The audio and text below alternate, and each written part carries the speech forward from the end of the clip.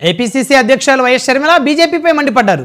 అనంతపురం జిల్లాలో జరిగిన కాంగ్రెస్ విస్తృత స్థాయి సమావేశంలో ఆమె మాట్లాడారు. ప్రధాని మోదీకి వైఎస్ జగన్ దత్తపుత్రుడిగా వ్యవహరిస్తున్నాడని తీవ్ర వ్యాఖ్యలు చేశారు. బీజేపీతో చంద్రబాబుకు పొత్తు, జగన్కు అక్రమ పొత్తు ఉందన్నారు. బీజేపీ రాజకీయాలను ప్రశ్నించే ధైర్యం కాంగ్రెస్కే ఉందని షర్మిల వ్యాఖ్యానించారు. విభజన హామీలను బీజేపీ అమలు చేయలేదని, ప్రత్యేక హోదాపై వైసీపీ, టీడీపీ రాజకీయాలు చేశాయన్నారు.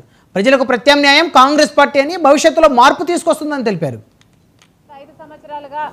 గత 5 సంవత్సరాలుగా వారంత ముందు ప్రభుత్వంలో జగన్మోహన్ రెడ్డి గారు ముఖ్యమంత్రిగా ఉన్నప్పటికీ, రాజశేఖర్ రెడ్డి గారి కొడుకు అయినప్పటికీ బీజేపీ పార్టీకి అమ్ముడుపోయినట్టుగా మోడీకి దత్తపుత్రుడిగా వ్యవహరించారు జగన్మోహన్ రెడ్డి గారు.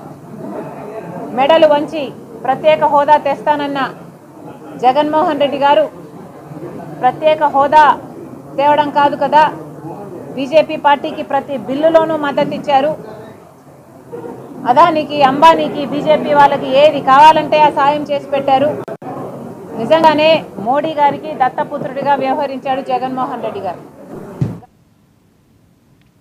తెలంగాణ కేబినెట్లో చోటు దక్కించుకున్న అడ్లూరి లక్ష్మణ్కు జగన్